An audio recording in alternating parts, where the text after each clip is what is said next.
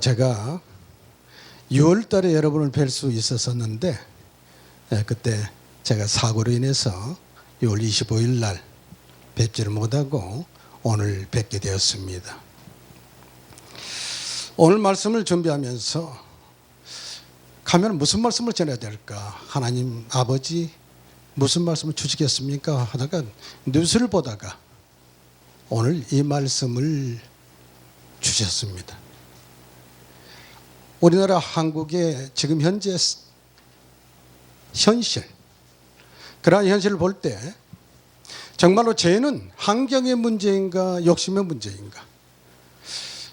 우리가 태초로부터 지금에 이르기까지 모든 죄의 문제는 환경이 아니라 바로 오늘 말씀대로 욕심이 잉태한 즉 죄를 낳고 죄가 장성한 즉 사망을 낳느라는 진리의 말씀이 자명하게 입증되고 있다는 사실을 우리는 이미 알고 있으실 것입니다. 천체물리학자 로렌 하스만은 죄의 기원이라는 책에서 죄는 하나님의 뜻에 대한 반역이다. 죄는 계시된 하나님의 뜻에 대한 반역이다. 하나님의 뜻을 반역하는 것이 바로 죄라는 것입니다. 그럼 우리 태초에 죄가 시작된 곳이 어딘지 한번 살펴보면서 성경에 기록되어 있는 죄의 문제 세 종류를 가지고 한번 말씀을 통해서 같이 은혜를 나누고 동시에 나는 지금 현재 어떤 모습으로 살고 있는지 자신을 발견할 수 있는 귀하고 복된 시간 되시기를 예수님 이름으로 축원합니다. 첫째, 죄가 없던 사람입니다. 죄가 없던 아담에게 하나님께서는 창세기 2장에서 동산 각종 나무의 열매는 이물이 먹되 선악을 알게 하는 나무의 열매는 먹지 말라. 내가 먹는 날에는 반드시 죽으리라고 말씀하셨습니다. 이 말씀을 하나님께서 아담에게 했는데 여러분께서 이미 아시다시피 창세기 3장에 가면은 여자, 그때는 하와라는 이름도 없었습니다. 여자가 뱀의 미혹을 받아서 죄를 범하게 되는데 이 여자는 말씀을 받을 때 없었습니다. 아담이 말씀을 받을 때는 이 여자는 없었고 하나님께서 아담이 홀로 독초하는 것이 보시기에 좋지 아니하므로 돕는 배필을 이제 아담을 깊이 잠들게 한 다음에 갈빗대를 뽑아서 그곳에 살로 채우시고 지어서 이끌어 온 사람이 바로 아담을 돕는 배필 여자였습니다. 나중에 그 이름이 하와로 이름이 지어집니다마는 이 하와가 동산을 거질 때 하나님께서 지으신 들짐승 중에 가장 강교한 뱀이 와서 여자야, 과연 하나님께서 참말로 너희에게 동산에 있는 나무 열매는 다 먹지 말라더냐? 하나님께서 분명히 각종 나무의 열매는 입으로 먹으라고 그랬습니다. 그런데 이 마귀는 그것을 모를 리가 없을 텐데 그럼에도 불구하고 여자야, 참으로 하나님께서 다 먹지 말라더냐라고 묻습니다. 이게 걸려듭니다. 그래서 여자가 아니라 동산에 있는 나무 열매를 우리가 먹을 수 있으나 동산 하나님의 말씀에 동산 중앙에 있는 선하게 알게 하는 나무의 열매는 먹지도 말고 만지지도 말라. 먹는 날은 죽을까 하노라. 이렇게 말을 합니다. 말이 변질되었습니다. 분명히 하와에게 하나님께서 직접 말씀을 전했다는 그 말씀은 성경 어디에도 없습니다. 그러므로 여기 보면 하나님의 말씀에라고 인용된 걸로 봐서는 아담을 통해서 하와가 그 말씀을 들었을 것입니다. 그러면 아담이 본인이 하나님께서 받은 말씀을 정확하게 전달했어야 될 텐데 이 말씀 보면 정확하게 전달하지 못한 것이 아닌가 하고 미루어 짐작해 볼 수가 있습니다. 어쩌면은 아담이 하와에게 경각심을 주기 위해서 더 주의를 환기시키기 위해서 하와야, 여자야, 하나님께서 동산에 있는 나무 열매는 다 먹어도 되는데 선악을 알게 하는 나무 열매는 먹지 말라 하셨어. 그리고 만지지도 말라 하셨어. 먹는 날에는 죽을지도 몰라 라고 이렇게 분명히 만지도 말란 말씀은 없었음에도 불구하고 더 주의를 환기시키기 위해서 만지지도 말라는 말씀을 아담이 하와에게 전했을 수도 있었습니다. 여기서 우리 목회자들은 하나 발견해야 될 것이 하나님의 말씀을 절대로 가감해서는 안 된다는 것입니다. 내 생각을 보태서 전해서는 안 된다는 것입니다. 하나님의 말씀을 그대로 가감 없이 바르게 전해야 된다는 사실을 우리는 깨달아야 될 것입니다. 동시에 하와가 아담으로부터 말씀을 들었지만은 그 말씀을 본인이 직접 확인해 보는 과정이 필요했을지도 모릅니다. 우리 성도님들께서도 목사님, 목회자를 통해서 말씀을 증거를 들을 때 그 말씀을 듣고 또한 자신들이 성경을 통해서 말씀을 확인해 보는 그러한 과정을 분명히 거쳐야 된다는 사실을 기억하시기 바랍니다. 그렇지 않으면은 말씀을 잘못 알면은 미혹당하기가 쉽습니다. 말씀을 제대로 깨닫지 못하면은 그 틈사귀를 마귀가 틈을 탑니다. 그래서 하나님이 정말로 너희에게 동산에 있는 모든 나무의 열매를 먹지 말라 하시더냐라고 의심을 집어넣습니다. 의심을 짓고 난 다음에 죽을까 하노라니까 절대로 죽지 않는다. 너희가 그것을 먹는 날은 눈이 밝아져서 하나님같이 될 것을 하나님이 아시기 때문에 너희들에게 먹지 말라고 하신 것이다 라고 이제 욕심을 심습니다. 하와가 하나님같이 되고 싶은 생각이 들어온 것입니다. 그래서 본즉 먹음직도 하고 보암직도 하고 먹음직도 하고 지혜롭게 할 만큼 탐스럽기도 하고 그랬습니다. 하와가 이제 그 열매를 따먹고 아담에게 줘서 아담도 먹고 결국 죄를 범하게 됐습니다. 이것은 바로 하와의 안에 욕심이 잉태한 즉 죄가 낳게 되어진 것입니다. 죄가 장성해서 결국에는 하나님과 관계가 단절되는 영적인 사망에 이르게 됐다는 사실을 우리는 말씀을 통해서 발견하게 됩니다. 그러면 이 죄가 발생된 것은 결코 먹고 마시고 입을 것이 부족함이 없는 그런 환경 속에서 발생했다는 사실입니다. 그러므로 죄는 환경의 문제가 아니라 욕심의 문제라는 사실을 다시 한번 우리는 깊이 깨달아야 될 것입니다. 이 말씀 속에서 바로 로마서 5장 12절에 한 사람으로 말미암아 죄가 들어오고 죄로 말미암아 사망이 들어왔다는 그 말씀이 바로 이 장면에서 이루어진 것을 하나님께서는 증거하고 있다는 사실입니다. 동시에 하와가 동산을 거닐면서 하나님과 대화를 했으면 좋을 텐데 마귀와 대화를 했습니다. 마귀와 대화를 했기 때문에 마귀에 미혹당할 수밖에 없었습니다. 왜? 하나님의 말씀을 정확히 알지도 못했고 또한 마귀의 끄임에 넘어갔습니다. 욕심을 불러일으켰습니다. 그러면 로마서 10장 17절에서 믿음은 들음에서 나고 들음은 하나님의 말씀으로 말미암았느니라. 하나님의 말씀을 날마다 즐거이 묵상해야 됩니다. 그래서 우리 안에 생각 속에 죄가 타고들지 못하도록 늘 스스로를 경계해야 될 것입니다. 여기서 다시 한번 말씀드리면 아담이 하와에게 정말로 하나님의 말씀을 정확히 전달했을 것인가 라는 의문을 갖게 됩니다. 이 말씀을 보면서 우리 목회자들은 가감없이 하나님의 말씀을 바르게 전해야 될 책임이 우리에게 있다는 사실을 정확히 깨달아야 될 것입니다. 그래서 에스겔서 33장 6절에서는 파수꾼에게 그 책임을 묻고 있습니다.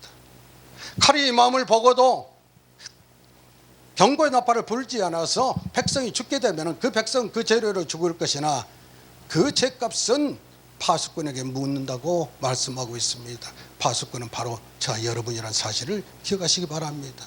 그래서 말씀을 정확히 전할 책임이 우리에게 있다는 사실을 기억하시기 바랍니다.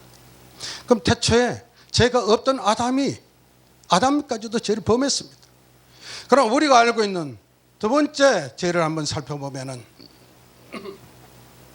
위대한 이스라엘 왕, 정말로 하나님으로부터 사랑받고 하나님의 모든 문제를 먼저 엽죽고 아랬던 다윗이, 그 우리가 사랑했고 존경했다는 그 다윗이, 그런 다윗까지도 결국에는 욕심 때문에 죄를 범하고 그 욕심 때문에 살인의 죄까지를 범합니다. 다른 장수들은, 부하들은 전쟁터에 나갔는데 본인은 이제 낮잠을 자다가 일어나서 안궁 옥상을 거닐다가 건너편 집에 여인이 목욕하는 장면을 보았습니다. 눈에 목욕하는 장면 보이는 것이 어떻게 하겠습니까? 그런데 심히 아름다웠다고 그랬습니다. 심히 아름답다니까 눈에 보임으로 인해서 욕심이 생겼습니다. 내가 저 여자를 가져야 되겠다라는 안에 욕심이 생겼습니다. 다윗에 무엇이 부족했습니까? 오히려 권력이 넘쳤기 때문에, 본인이 명하면 그 여자를 불러올 수 있기 때문에 오히려 그 죄를 범할 수 있었다는 사실을 우리는 깨달아야 될 것입니다. 부족해서가 아니라 넘쳤기 때문에 그 죄를 범한 것입니다. 본즉 거기서도 누르르 보니까 또 욕심이 발동했던 것입니다. 내 안에 욕심이 생각 속에 타고 들어올 수는 있습니다. 그러나 말씀대로 욕심이 잉태한즉, 잉태했다는 것은 씨앗이 내려졌단 말입니다. 그런데 그 씨앗이 내려질 때는 발화되기 전은 생명이 싹이 트질 않습니다. 잉태된 것이 아주 미세한 건데 그것이 땅에 떨어져서 싹이 나고 발화돼서 자랄 때 모습이 드러나는 것처럼 우리 안에 욕심이 들어와서 내 마음밭에서 뿌리를 내리고 그 자라게 되면은 결국 말과 행동으로 죄가 드러난다는 것입니다. 그래서 우리는 늘상 우리 눈에 보여지는 것들, 귀에 들려지는 것들, 우리가 막을 수는 없겠지만은, 그러나 내 안에서 그것이 착근되고 내 마음에서 뿌리를 내리고 싹이 나고 자라는 것은 우리가 막아야 됩니다.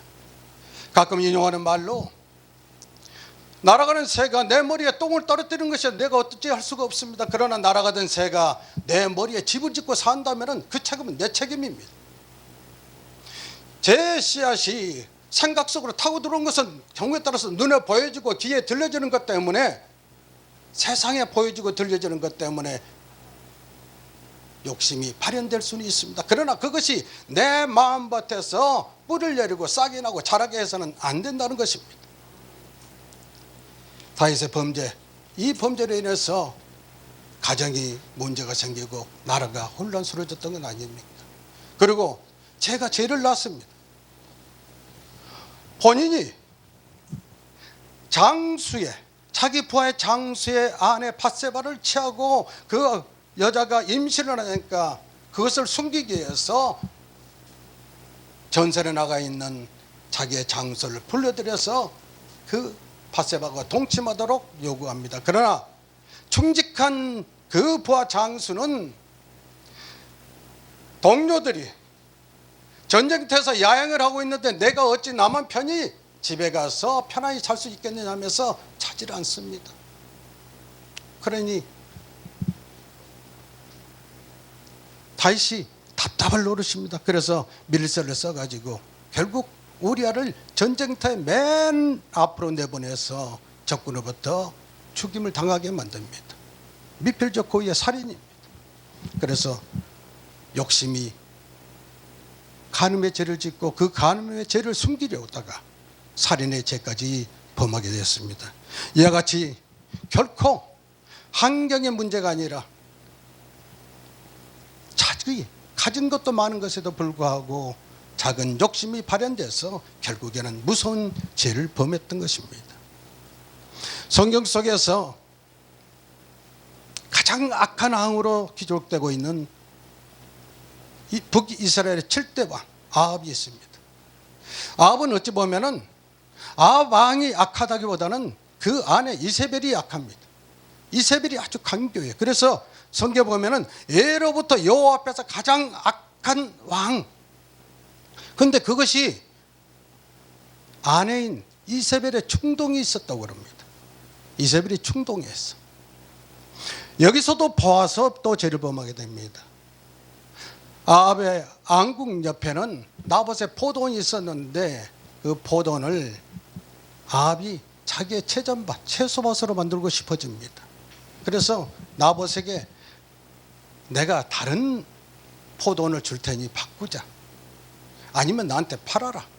하는 나봇이 조상으로부터 받은 유산을 파는 것은 하나님이 금한 것이라고 말씀하고 있습니다. 그러면서 팔지도 않고 바꿔주지도 않습니다.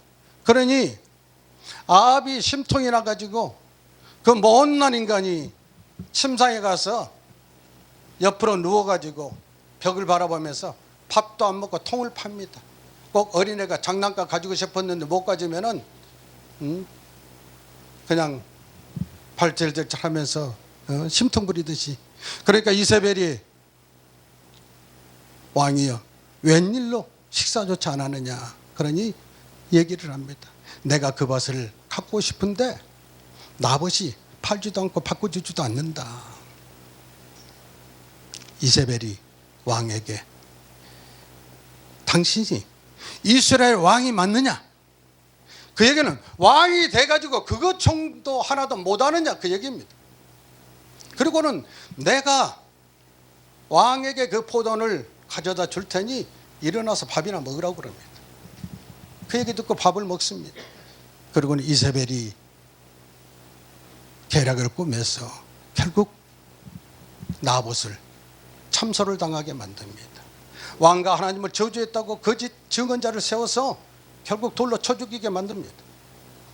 하나님께서 그걸 보고 결코 용납하지 않습니다. 엘리야를 보내서 내 피를 걔가 핥으리라고 심판을 하십니다. 말씀대로 결국 아합이 전쟁터에 가서 죽고 그 전쟁터에 타고 갔던 술에 씻는 그 피를 걔가 핥았고, 그리고 이세벨은 성에서 떨어져서 죽었을 때 걔의 밥이 됐습니다.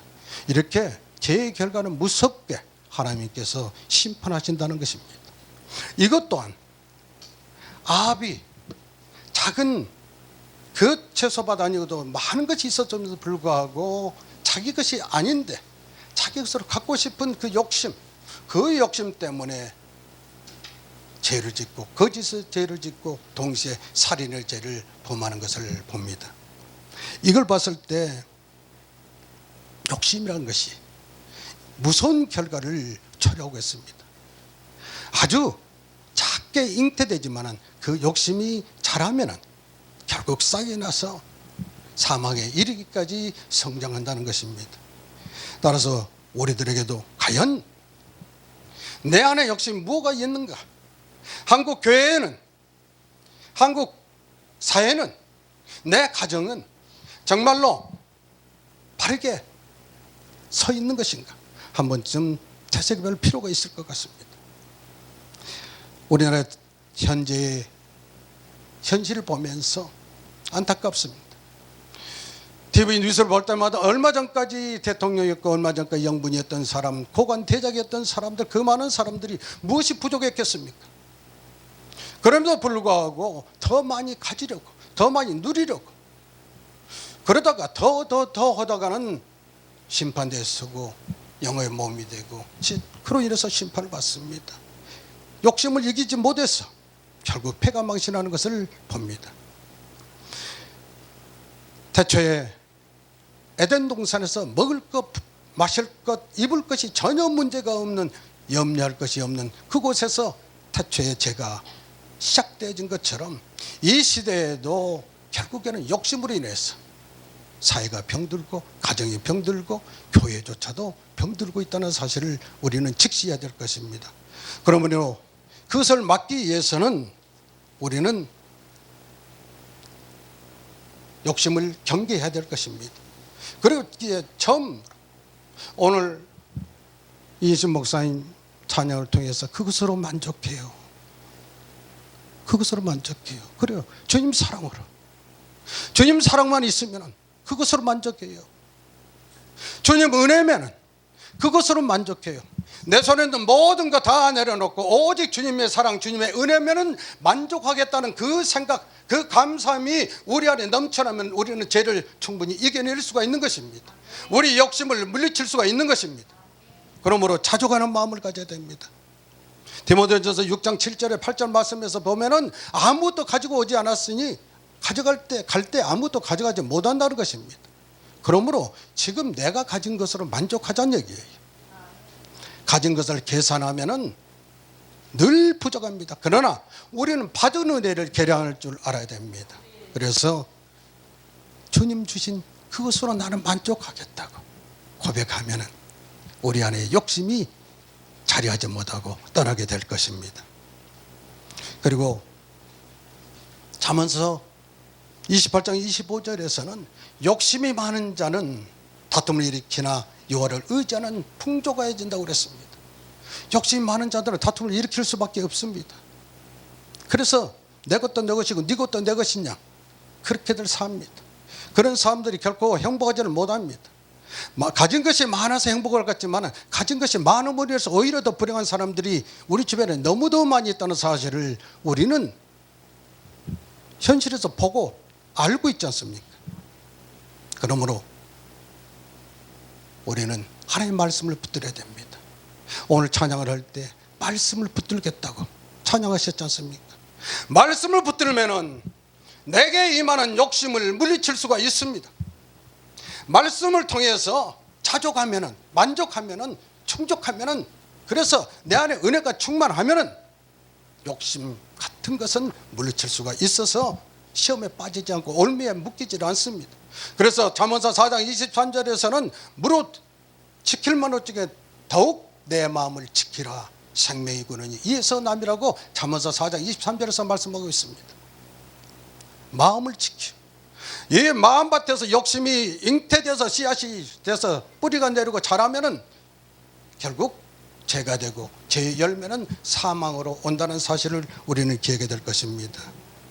그러나 풍족해도 가난해도 욕심은 생기게 돼 있습니다.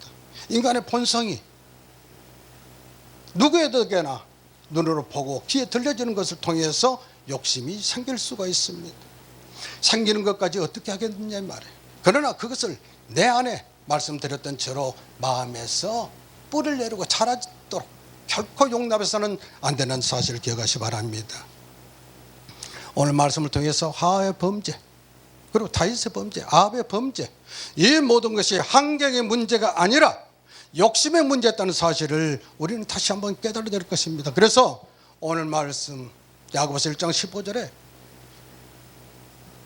욕심이 잉태한 즉 죄를 낳고 죄가 장성한 즉 사망을 낳았느니라. 이 말씀은 태고적부터 지금에 이르기까지 변할 수 없는 진리의 말씀이라는 사실인 것입니다. 그러므로 우리는 개인도 가정도 사회도 국가도 교회까지도 결코 이 진리의 말씀에서 외일 수는 없습니다. 어떤 조직이든 개인이든 욕심에 빠지면 죄를 낳게 돼 있고 그 죄로 인해서 사망에 이른다는 사실을 우리가 말씀을 통해서 이제 알았으니 앞으로 오직 감사함으로 그리고 말씀을 붙들고 마음을 잘 다스려 이겨냄으로 인해서 믿음으로 승리하는 저 여러분이 되시기를 예수님의 이름으로 축원합니다. 그래서 이제 우리는 말씀으로 돌아가야 됩니다. 회개함으로 하나님과 늘 동행하는 삶으로 인해서 모든 사람들에게 하나님의 자녀된 것을 특별히 하나님의 사랑받는 능력의 종들로서 그리스도 양기를 나타내는 저 여러분 되시기를 예수님의 이름으로 축복합니다.